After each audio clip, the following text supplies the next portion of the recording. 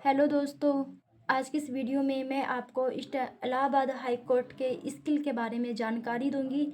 ठीक है, तो पहले आप ये जान लीजिए कि इलाहाबाद हाई कोर्ट का जो रिजल्ट है वो कल आ चुका है। तो सभी को पता चल गया होगा कि भाई किसका रिटर्न निकल गया है और कौन रिटर्न में रह गया है। ठीक है, तो जो रिटर्न में निकल चुका है, जिसका रिटर्न क्लियर हो चुका है, उसको बहुत बहुत बधाई हो। और जिसका नहीं निकला है वो चिंता ना करे, स्टेनो से और भी फॉर्म निकलेंगे, आप उनको फिल कर लेना। ठीक है, ज़रूरी नहीं है कि मतलब ये नहीं है कि आप इसमें रह गए तो सब कुछ ख़त्म हो गया, ऐसा नहीं है भाई। आगे स्टेनो से एक ही फॉर्म थोड़ी ना निकलता है, ना जाने कितने फॉर्म निकलते हैं, बहुत फॉर्म निकलते हैं।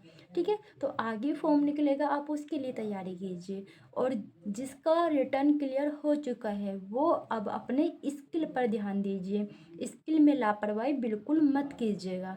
ठीक है, जैसे कि हिंदी स्टेनो वालों की जो वैकेंसी थी वो 517 थी, और इंग्लिश स्टेनो वालों की जो वैकेंसी थी वो 66 थी। तो देखो भाई, यहाँ पे ये वैकेंसी है ना, यहाँ पे मैं न भूल गई थी लगाना, तो ये मैंने नीचे लगा रखा है। ठीक है, ये मैंने नीचे लगा रखा है, तो इस पर कॉमेंट मत करना। ठीक है, आपको समझ आ रहा होगा वैकेंसी में ये नए, यहाँ पे मैं एन को यहाँ पे मैं लिखना भूल गई, यहाँ पे मैं एन को लिखना भूल गई, तो मैंने यहाँ पे नीचे लिख दिया, वो अभी लिखा है। ठीक है, जब इसको कॉपी करा था तब मेरे को ध्यान नहीं आया, लेकिन अब वीडियो बनाते वक्त मेरी नज़र इस पे गई है, तो अभी मैंने इस पे यहाँ पे एन बना दिया है। ठीक है, आपको पता है इंग्लिश स्टेनो वालों की जो वैकेंसी थी वो 66 थी। ठीक है, तो सिलेक्ट कितने हुए? 2,916 सिलेक्ट हुए थे हिंदी में। वो कितनों को ले गए?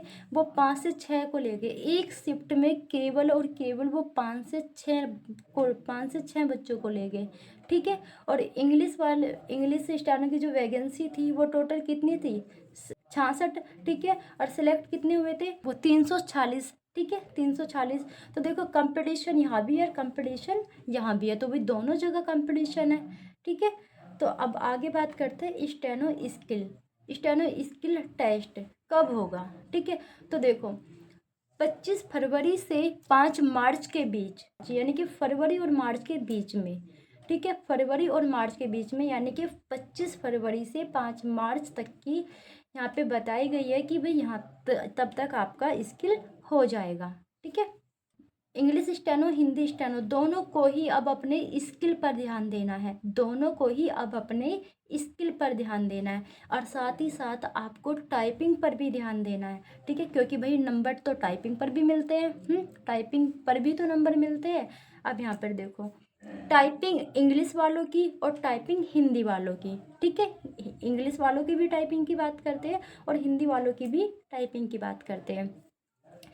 दोनों में 25 नंबर आपको इंग्लिश में मिलते हैं। 25 मतलब कि इंग्लिश वालों की जो टाइपिंग होती है, ठीक है, आपको टाइपिंग पे 25 नंबर मिलते हैं, और हिंदी वालों को भी टाइपिंग पे 25 नंबर मिलते हैं। ठीक है, अब बात करते हैं स्टेनो डिक्टेशन जो होती है। ठीक है, स्टेनो डिक्टेशन जो होती है उस पर हमें कितने नंबर मिलते हैं?